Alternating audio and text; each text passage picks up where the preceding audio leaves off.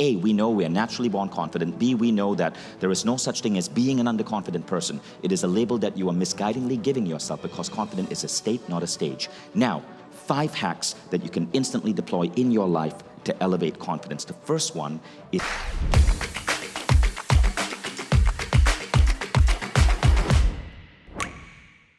So today we're going to be talking about several concepts that you can take home with you on stepping into your confidence. But first, I want to invite someone on stage. Of everyone I've met at this event so far, over the last 48 hours, there was one woman who really stood out for me for her incredible confidence.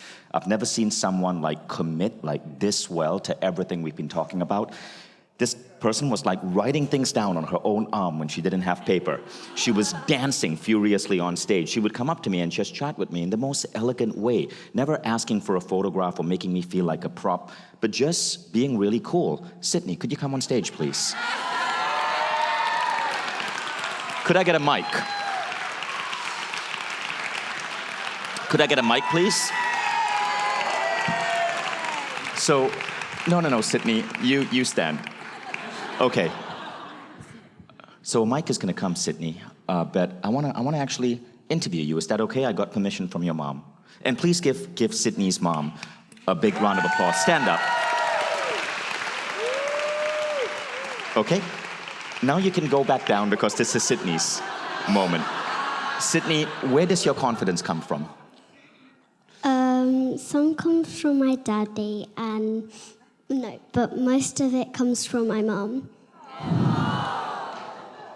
So let me ask you a harder question, Sydney. What is that thing about you that makes you special? One thing. I know there are many things, but tell me one thing. My heart. Your health? Yeah. That's great. Thank you, Sydney. You can have a seat.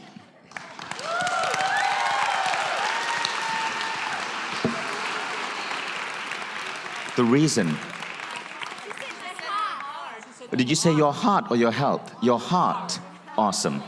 So the reason I brought up Sydney is because confidence is something that I believe all of us are born with as children. We're born with confidence, but then life hits it out of you. I remember going to school, and I went to a horrible schooling system in Malaysia, one of the worst schooling systems in the world. And I remember being yelled at by teachers, being caned. That was actually legitimate in Malaysia. I remember well-meaning aunts and uncles telling me, oh, Vishen, you're really shy, you're reserved. And so I grew up believing I was shy. As a result, I had great difficulty connecting with other human beings until I was maybe 21 or 22.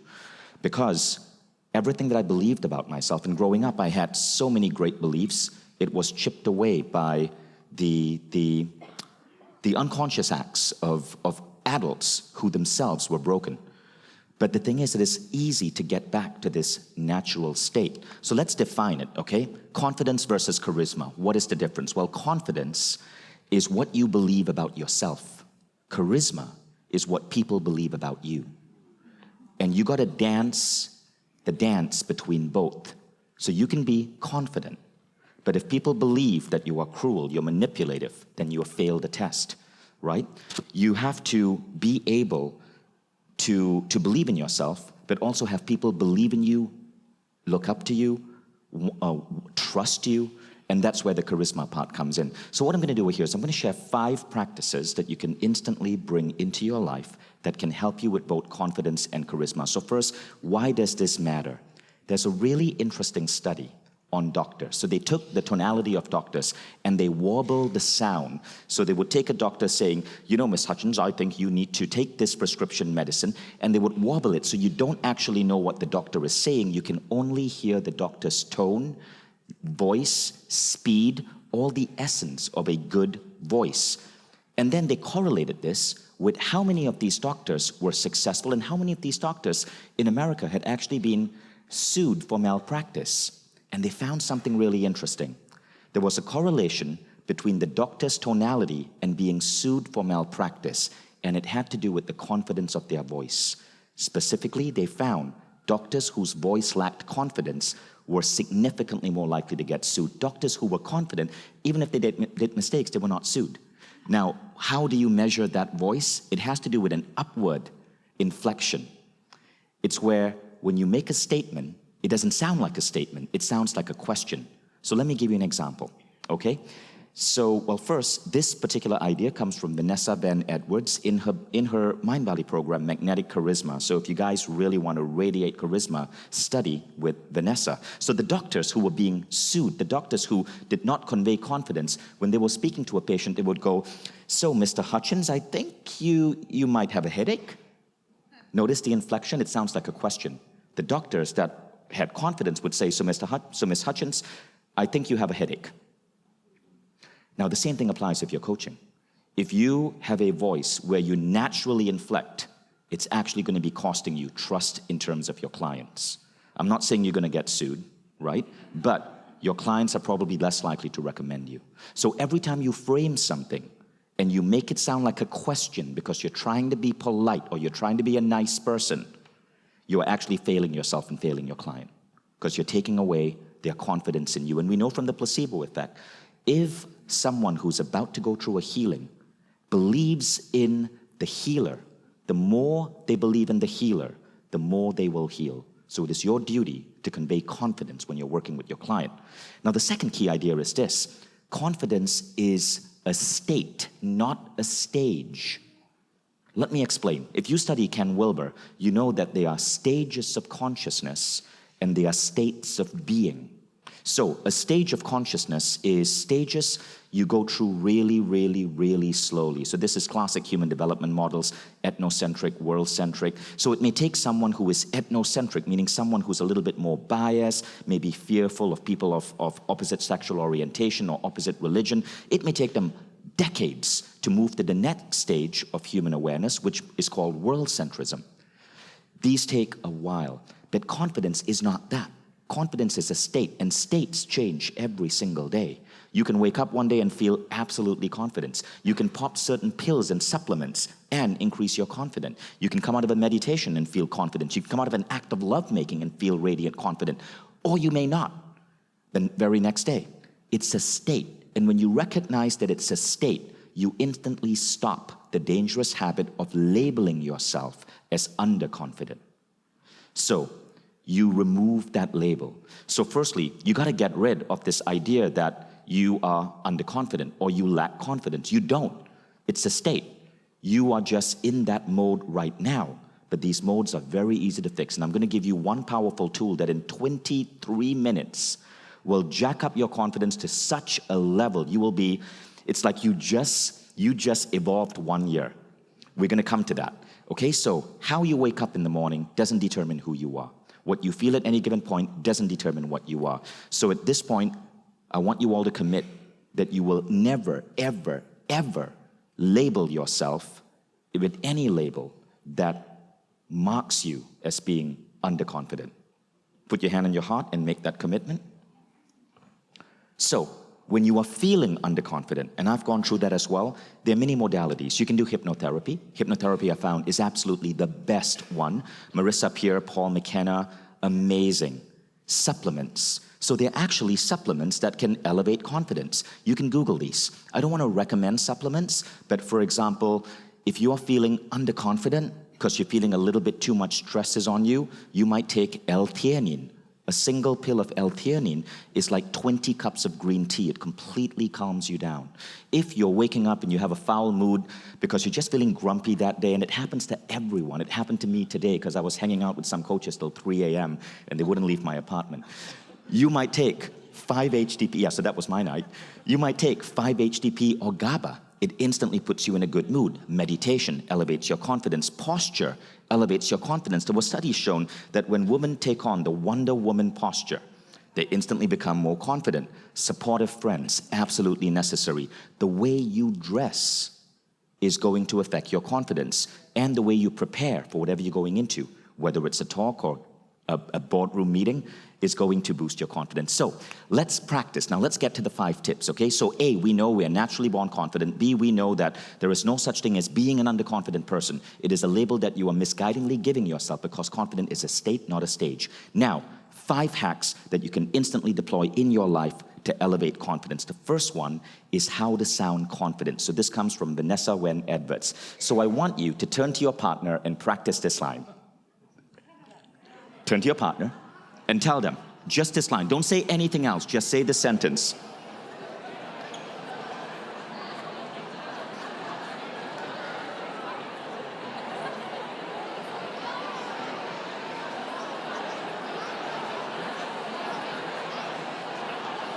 Okay, now, shh. Okay, so when I make that sound, I just need you to focus back on me for the next part of the instruction, okay? So, each of you, coaches, shh, back on stage, focus. Okay, now, you have to say one line. Just say one line, guys, then shut up. Like, don't keep talking. This is not a get to know you moment. Okay, now here's what you're gonna do. Okay, now, everyone has a partner? Okay? Now, the person with longer hair is gonna say the line, and the person with shorter hair is gonna give them a score from 1 to 10. Okay, we're gonna see how we can improve the score. The score is a confidence score. All right? So person with longer hair is gonna say the line.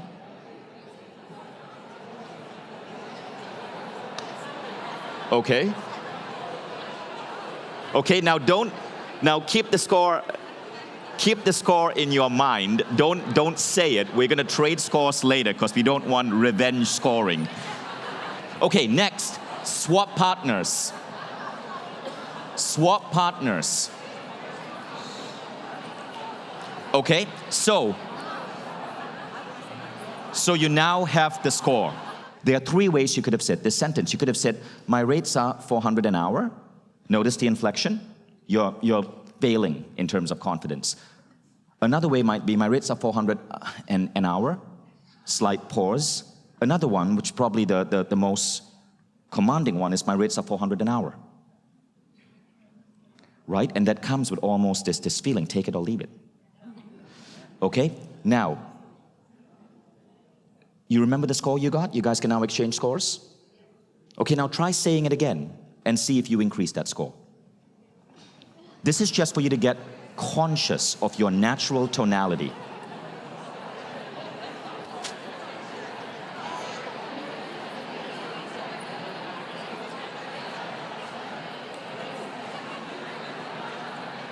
Okay.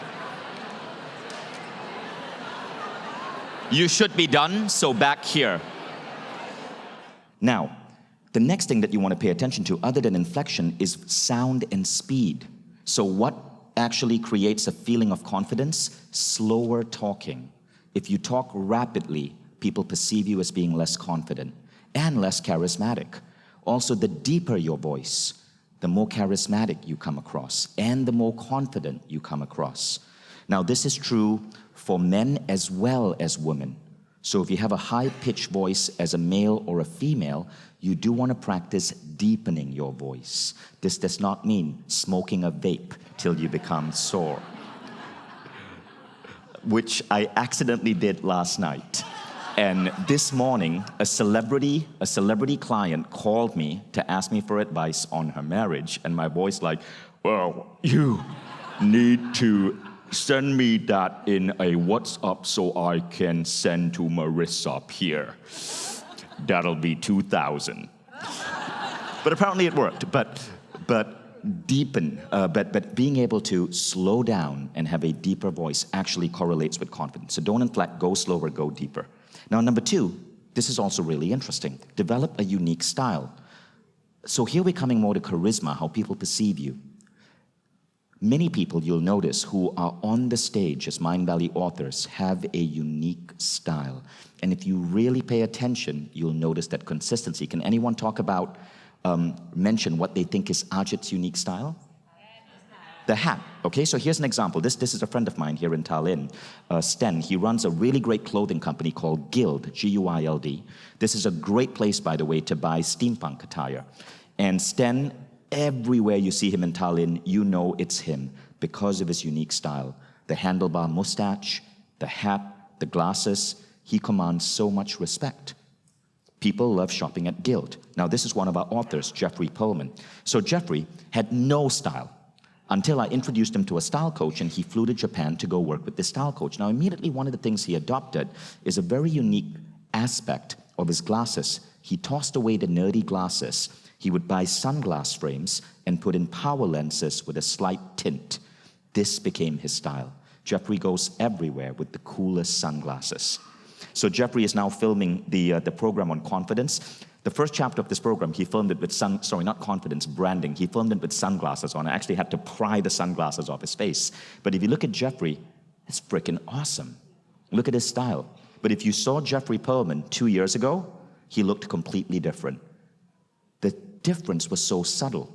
It was the way he styled his hair, it was the beard, and it was the unique sunglasses. So with Ajit, it's the hat. Ajit also used to wear red sneakers. And with Jeffrey, it's the style. You will see with many of our teachers, they have this unique thing. Can you guess what it is for me? My pants? Okay. Well, actually, maybe my hair. Okay, so my hair. But here's the funny thing. I didn't have any concept of beard or hair until an employee of mine, and his name is Ali, and I want to say his name out because I appreciate him. Ali and his wife both worked for me, and one day, Ali and Fatima, they are Danish, they came to me in the office and they said, Vishen, you as a CEO dress like a slob. They said, look, if we didn't know who you are, we would never respect you. And this was true because I lived in Malaysia back then. It was so freaking hot. I went to the office in practically like gym t-shirts every day. And so Ali not only took me shopping to show me how to wear proper t-shirts, but he also bought me a proper type of comb. He showed me how to grow my hair. He showed me how to use a hair dryer. I had no idea how to use a freaking hair dryer. He showed me how to make my hair puffy, how to use this thing called hairspray, which I never used. My hair was just flat before. He showed me how to grow and trim a beard. And instantly, I started getting more media attention. My Instagram went from 30,000 to 820,000. All of that started changing because, like it or not, your style matters. So I now have people on my team at Mindvalley whom I ping on WhatsApp when I need advice with style. So this is what happened this morning. So this is an actual correspondence with my style advisor today. So I sent this picture and I said, for my talk today, is this outfit okay or should I do black t-shirt? And my style advisor, who is a member at Mindvalley, said, no white pants with that on the knee. Because I had a ripped thing on my white pants. Black pants and colored t-shirt. Black pants, white t-shirt, or shirt white. See, they bark at me like I'm a dog. But I trust them. And your best style advisors are often friends who know you and care about you, but are honest enough to tell you when you suck. So this is what I did. I changed and I said, I have this, but my nipples might get erect if the room is too cold. That okay? And she said, yes, but iron it. Also, a white t-shirt would be fine. And that is why I'm now wearing an iron white t-shirt. And are my nipples showing? Okay, I did my best. Yeah. Okay, so what do you want to do? You want to get a Pinterest board. So I just did an interview. With, so by the way, I'm giving this talk because Sandy Ginsberg, who was supposed to give this talk, couldn't make it due to a travel issue. So, but I interviewed Sandy on the Mindvalley podcast. So you'll be able to listen to that episode with Sandy Ginsberg. She's a style advisor. But Sandy gave this advice in the podcast. She said, get a Pinterest account and start saving pictures of style that you like. This is my Pinterest style account. These are men's style that I like. And get out there to a place like Zara. And in today's world, these type of clothing is not expensive at all. Pretty much everything here you can pick up from an H&M or Zara for maybe $200 or $300. I once took Ronan Diego to Zara because Ronan dressed like a gym instructor everywhere, right? And he was hosting Mindvalley Summit last year. So I decided to just as a gift, as a friend, get everything from him. It cost me $197 for 3 pants, 4 t-shirts, and a pair of shoes. And Ronan now looks completely different. Okay, tip 3, master your movements. Master your movements. So a couple of important things. Always pretend that there's a string at the top of your head pulling you up. Okay, so you are straight. So this matters. Now, it's kind of interesting, but from men, so this is something that men tend to do. Men in Asia tend to stand like that. Okay? African American men tend to stand like that, more butt out, but this is actually the healthier way. You basically want to master your posture. So I've gone to a chiropractor to have my posture treated, because all of us have sometimes these slight misalignments of our spine. It's important to get your spine corrected. I had a situation where, because of working on a laptop, my neck was out. And so my chiropractor, through about a month of therapy, maybe once a week, was able to use a particular modality to just get my neck straight again. So being able to get good posture is also going to change how people perceive you. But it's not just posture, it's pace and movement. When I went to Japan to work with my style coach, one of the things she made me do was to basically walk and talk slower. So I lived in New York. New Yorkers walk 40% faster than anyone else, which you can celebrate in New York, but if you do that in any other culture, you seem like, well, you seem unfriendly, right? And you seem like you're always in a rush, and it's not charismatic. So you want to slow down your walk, and you also want to slow down your voice. If you speak fast, it is costing you clients. You need to slow down in terms of your voice. That's also going to help you, because if you speak fast, you got to get more ideas in an hour. You speak slower, more hourly, more hours charged. This is something I wish I'd made clear to you guys. So remember, EverCoach is a subdivision of Mindvalley, and it has its own culture as a company, but we're slowly merging. So sometimes things don't fully translate well. So, for example, I had no idea what the WOA meant in EverCoach. But what the EverCoach team was not aware is that I had canceled the Mindvalley hug. We don't teach the Mindvalley. There is no Mindvalley hug. There is no A-Fest hug. It doesn't exist anymore. And don't do it. And don't ask me for it. And don't go up to people at our events and force them to hug you. So I want to be very honest here, because I was talking to one of our fellow speakers yesterday. He's like, I really don't like hugging people. I wish people would stop asking me to give them the Mindvalley hug. There is no Mindvalley hug. Now, why? Why is that so? Well, I'm afraid, guys, we have moved into an era of Me Too, and also the age of COVID. A lot of people are not comfortable. And when you go up to people and you're overzealous, hey, you actually are lowering your perceived value in that scenario. But worse, you could be making someone else uncomfortable. Many of us don't like hugs. I don't like hugging people unless I'm really, really close to someone. So when you go up to someone, don't force for a hug, and don't say, can I give you a hug? Never use that line. You can greet someone with a handshake. You can greet someone like that. I like greeting people like that. And then I see where they want to take it. And if they want to hug and I'm comfortable, I'll hug them. But usually we'll high five, or we'll fist bump, or we'll give each other a pat on the back. That's a lot more respectful. You're not forcing yourself onto someone. Remember, cultures are different. And we have to acknowledge that there are 70 different nationalities here. So at Mindvalley University, don't demand hugs from anyone. Okay? And also, please remember, we are in the age of COVID. Many people, and we have to respect their wishes, do not want to get too close to other people. Now, why am I saying this? Because when you go up to someone and you say, can I give you a hug? You come across as needy. That diminishes your charisma in the eyes of that other person. Next, so this is tip number 4. Getting into speaking is one of the best ways to grow your confidence, because getting on stage will force you to like squeeze out every little bit of self-doubt. So if you see the amazing speakers on Mindvalley, I put this picture of Michael Beckwith because he's one of the most charismatic speakers on stage. Watch him on Mindvalley Talks, the YouTube channel. You will see everything come together. The tonality of voice, the movement, the smile, the style, the way he seems to channel the universe. But you can learn this too. The best trainer of speakers I know for inspirational speakers is Lisa Nichols. And her Speak and Inspire program is available to all of you as part of Mindvalley membership. So it's around 28 days, but in 28 days, 20 minutes a day, you will learn not just how to own the stage, but how to tell your story.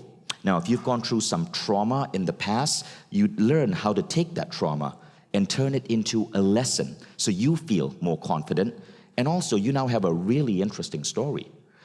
This program, Speak and Inspire, is really sneaky. You think it's about public speaking, but it's rather about how to become a really magnetic, charismatic person and a good storyteller. All qualities essential for a coach. So I strongly want to suggest that you study with Lisa. Now let's come to the final tip, okay? And this final tip is really powerful. This is that magic pill I said that in around 23 minutes can elevate your confidence to a whole different dimension. And it comes from Paul McKenna, who has this Ultimate Confidence program on Mindvalley. So Ultimate Confidence looks like this. It is, you can take it on Mindvalley membership, but the key thing is if you click the Resources tab, you will see that Paul has 3 guided hypnosis tracks. Now these hypnosis tracks, they actually play a different sound in your left and right ear, put you into an altered state, and then command your brain and your belief system to become confident. And I cannot explain how it works, but this stuff works like magic. Now there are 3 tracks. The one I want you to listen to is called Hypnotic Trance Instant Confidence. Listen to that if you're about to give a talk, if you're about to go talk to a big client and you are feeling that little bit of imposter syndrome, if you're about to go out on a date and you're feeling a little bit nervous, instant confidence. You can also listen to the others. Hypnotic Trance Getting Motivated is great if you're feeling lack of motivation. Developing self-confidence is more like long-term confidence, but try instant confidence if you can. And in 23 minutes, it's going to absolutely blow your mind. So in September last year, I went through a bout of underconfidence. I basically, we're going through some hard times because of the iOS Facebook update. Mindvalley was losing like $500,000 a week until we were able to switch directions. And I started doubting myself. I started doubting myself as a CEO, as a leader. And I remember like one Saturday, it just felt really, really, really bad. And I was meant to go out that night and have dinner with some friends. And I could do 2 things. I could just wallow in my self-doubt and cancel dinner with my friends, or I could fix it because I recognized that it is a state, not a stage. And so I chose to go straight into this confidence track. We hadn't even published the program, so I went through the back door, through the back-end system. And instantly, I was amazed. My entire way I showed up at dinner shifted. But it didn't just last that dinner. It lasted the next 3 weeks, and then the next 3 months. And I was able to also use that confidence to steer the company into even a greater upward trend. If it can happen to me, it can happen to you. So if there's one thing I want you guys to try tomorrow, whatever is your meditation that you do, hopefully 6-phase, put it aside for a while, and then try listening to this. It will be in your Mindvalley membership. So thank you guys. Go forth with confidence.